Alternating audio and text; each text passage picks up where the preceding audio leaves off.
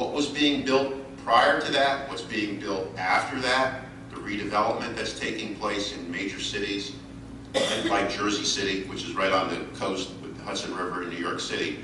All of that has evolved over the course of time. But we are in the customer service business. And so much of what people think of government is what they see and get impacted by government from other players that have nothing to do with soil conservation. I mean, how many people have gone to the DMV and just felt happy coming out of those offices?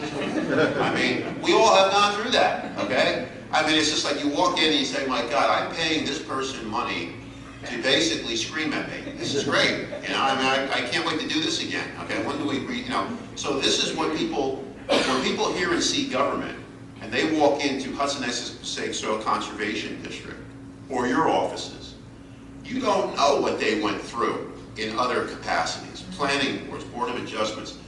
You know, it was just mentioned at the very beginning here, and I think we are in the teaching business, not the preaching business. And if you can teach people, you create your own echo chamber so that other people then can become the leaders of wherever they do, because you can't be every place. We only have about 5 inspectors covering our entire area. And we have a lot of breakdowns that happen where people do not comply, or they decide to open their house before they get a certificate of occupancy, thinking that we're just going to go away. How we handle that relationship is going to be an indicator about how things will happen, because they can easily pick up the phone to a state legislator and say, I was mistreated by this one, and this one. And it could be misinformation completely, or a misunderstanding.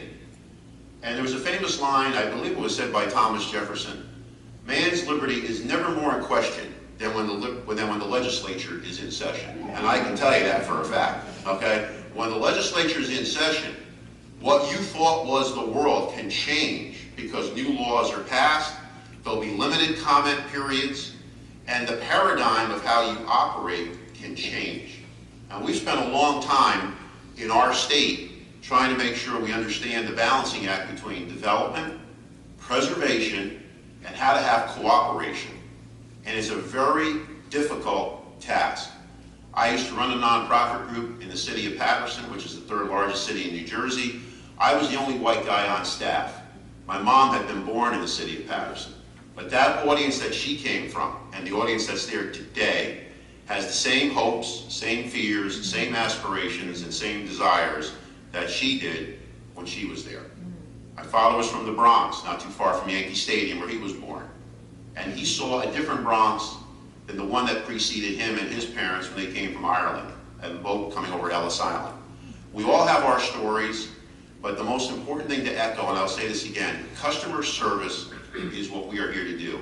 It is a very difficult and it is a very trying situation. There are many times I've come to my wife at 11 o'clock at night or 12 midnight after a school board meeting or council meeting, and you are just literally riveted because of things that have gone on. Every word that we say, every action that we take is important. Not only is it on camera, but it's about how we treat our neighbors and what they expect of us as representatives, because we are holding a trust.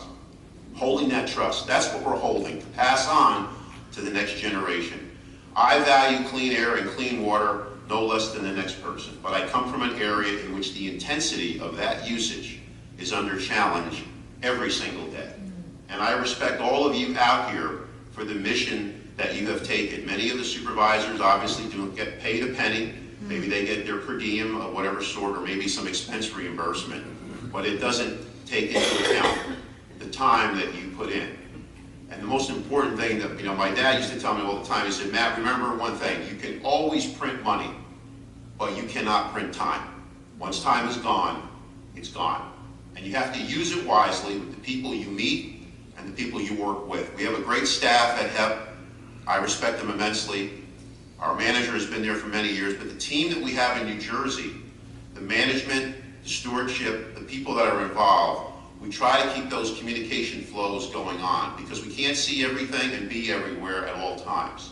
So I'm happy to be here and share our experiences, but like my father said, I hopefully have 2 ears and 1 mouth to listen to your situations and your stories, and I hope after leaving Vermont, we can continue the dynamic and the relationship and the communications that we've shared here today and to go forward, because We're always learning, folks. We just didn't stop when you left the schoolhouse. Every situation is always about new dynamics and new learning. Thanks for being here today. Thank you very much.